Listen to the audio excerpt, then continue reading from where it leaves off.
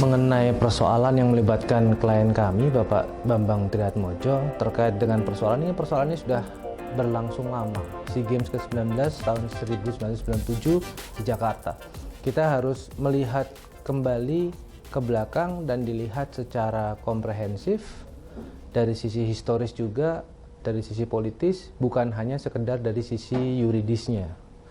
Dan mengapa persoalan ini muncul yang disebut adanya dana talangan? Sebetulnya adanya dana talangan itu sebabnya apa, digunakan untuk apa, dan untuk kepentingan siapa. Itu kita harus melihat secara komprehensif, objektif, dan adil. Jangan hanya dari satu sisi saja gitu.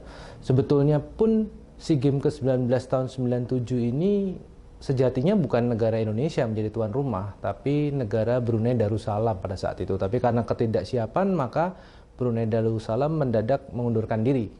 Sehingga pada saat itu Indonesia mengambil alih, dan pada saat itu KONI dengan Kemenpora ada koordinasi dengan seorang yang bernama Pak Enggar bersama dengan Pak Bambang Riyadi Sugomo, yang itu dekat dengan Pak Bambang Tri pada saat itu, mencari cara bagaimana Pak Bambang Tri yang pada saat itu sebagai putra Presiden Soeharto yang berkuasa saat itu untuk bisa menjadi ketua konsorsium swasta. Karena SEA Games ini tidak didukung oleh alokasi pendanaan dari negara, dari APBN, karena mendadak sistemnya.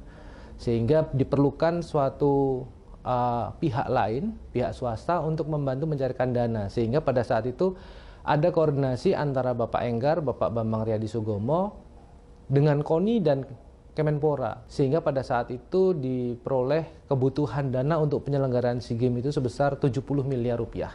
Sehingga pada saat itu Pak Bambang Triatmojo yang pada saat itu memiliki pengaruh yang penting terhadap dunia usaha sebagai pengusaha dan sebagai putra presiden yang berkuasa saat itu, beliau sebagai orang yang dipercaya menjadi koordinator konsorsium swasta mengeluarkan surat di tanggal 13 Maret tahun 96 sebagai koordinator, yang intinya adalah ketersediaan menjadi konsorsium swasta mitra penyelenggara SEA Games ke-19 tahun 97 dengan catatan kesanggupan untuk mengumpulkan dana maksimal sebesar-besarnya adalah 70 miliar rupiah, dan nilai 70 miliar rupiah itu adalah nilai dari Kemenpora dan KONI.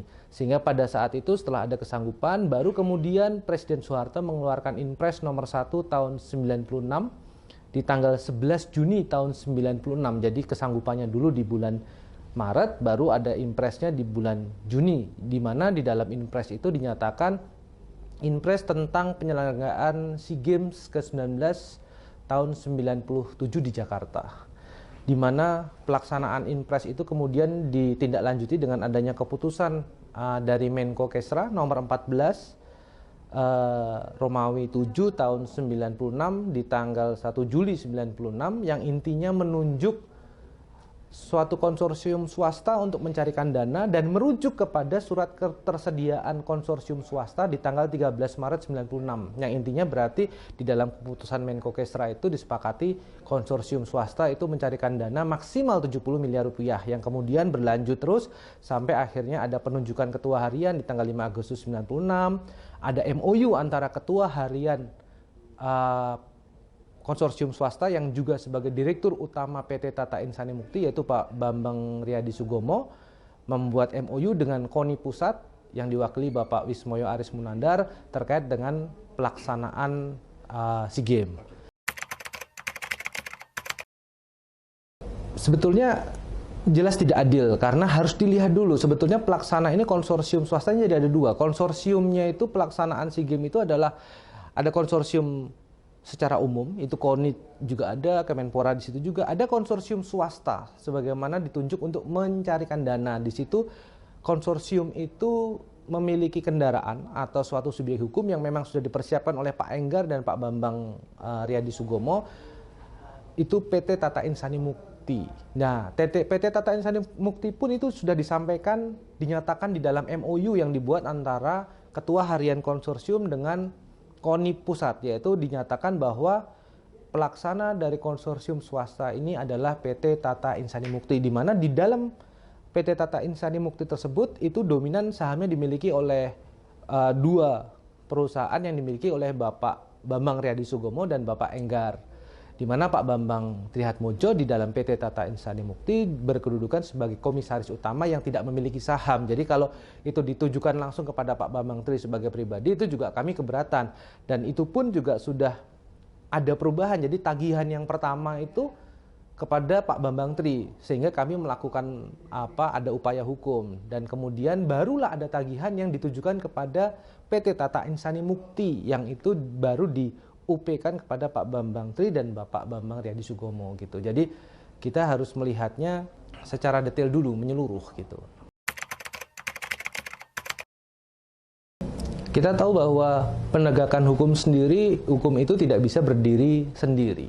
Hukum itu juga dipengaruhi oleh faktor-faktor penting, faktor filosofisnya, bagaimana tentang keadilannya, faktor-faktor sosiologis, politis juga berpengaruh di situ. Jadi kita harus melihat posisinya, sebetulnya persoalan ini tidak bisa hanya dilihat dari sisi yuridis, di mana ada suatu surat hutang, yang itu berarti ada kewajiban di situ. Harus dilihat sebabnya ada hutang itu apa gitu. Dan kita pun tahu bahwa sebetulnya adanya kewajiban hutang ini kan mengacu kepada Kepres nomor 01 IHHT tahun 97. Ada pinjaman kepada KMP karena kekurangan dana ternyata. Ada pinjaman 35 miliar rupiah yang itu untuk kepentingan negara, untuk kepentingan SEA Games. Dan itu pinjaman itu dibuat dengan adanya suatu perjanjian hutang piutang yang diwakili oleh Seknek, yang diamanatkan oleh negara untuk ikut mengawasi, di mana dana yang diperoleh itu berasal dari dana dari Kementerian Kehutanan pada saat itu, dari dana revitalisasi, bukan dari APBN. Sehingga pada waktu itu diwakili dari konsorsium swasta mitra penyelenggara SEA Games tersebut oleh Bapak Bambang Trihatmodjo sebagai Ketua Umum Konsorsium Swasta dan Bapak Bambang Riyadi Sugomo sebagai Ketua Harian. Jadi ketika cek itu diterima berdasarkan keterangan saksi di bawah sumpah Bapak Bambang Riyadi Sugomo waktu di persidangan, beliau mengatakan ketika bersama dengan Pak Bambang Tri menerima cek 35 miliar itu langsung beliau serahkan kepada KONI, karena itu memang untuk kepentingan KONI dalam pembinaan atlet, sehingga yang mencairkan pun KONI. Jadi sama sekali konsorsium swasta tidak menerima atau mencairkan duit itu, apalagi Pak Bambang Trihatmodjo, sama sekali tidak. Jadi kita harus melihatnya kembali dulu, sejarahnya bagaimana sih ini. Toh ini adalah untuk kepentingan negara. SEA Games ini kan perhelatan akbar olahraga negara-negara Asia Tenggara untuk kepentingan negara, di mana Indonesia pada saat itu mendapatkan posisi predikat sebagai juara umum. Jadi harusnya apa yang dilakukan oleh Pak Bambang Tri dan bersama rekan-rekan semua yang terlibat, baik itu swasta maupun dari pihak pemerintah yang sudah involve membuat perhelatan akbar ini menjadi sukses, itu harusnya malah diapresiasi gitu, bukan malah terjadi hal seperti ini gitu. Lagi pula dari pihak PT Tata Insani Mukti pun berdasarkan keterangan Ketua Harian yang sudah memberikan laporan-laporan pertanggungjawaban dari mulai tahun 99 sampai tahun 2006, dan itu tidak ada tanggapan apapun gitu. Bahkan sudah diuji dengan beberapa, misalnya ada rapat kesimpulan Komisi 7 di DPR RI tanggal 12 Juli tahun 99 dan laporan-laporan lainnya, tapi juga tidak ada apresiasi bahkan, karena sebenarnya dari dana 70 miliar itu ternyata berkembang yang diminta oleh KONI ada pembinaan atlet 35 miliar, dan ternyata setelah dilakukan audit terhadap biaya penyelenggaraan SEA Games itu dikeluarkan dana sebesar 156 miliar. Nah, dari mana sisanya? Sisanya itu sampai Bapak Bambang Trihatmodjo sendiri secara pribadi juga dibantu oleh Pak Bambang juga, itu sampai mereka menjual aset untuk memenuhi kebutuhan-kebutuhan tanggungan-tanggungan yang sisa 51 miliar ini. Jadi kalau mau fair, kita lihatlah apa kontribusi mereka yang sudah mereka untuk negara ini, bagaimana dilihatnya, karena toh perjanjian hutang ini itu dari 8 Oktober sampai 8 Oktober 97 sampai 8 Oktober 98. Sudah ada komitmen bahwa itu nanti akan dijadikan banpres karena negara tidak memberikan kontribusi dalam APBN. Tapi persoalan politik di bulan Mei 98 yang membuat Pak Harto lengser di 20 Mei 98 sehingga sangat memengaruhi apa yang sudah menjadi komitmen, apa yang menjadi planning-planning terkait dengan pelaksanaan olahraga ini. Satu, yang pertama, penegakan hukum itu kita jangan bersifat pilih kasih.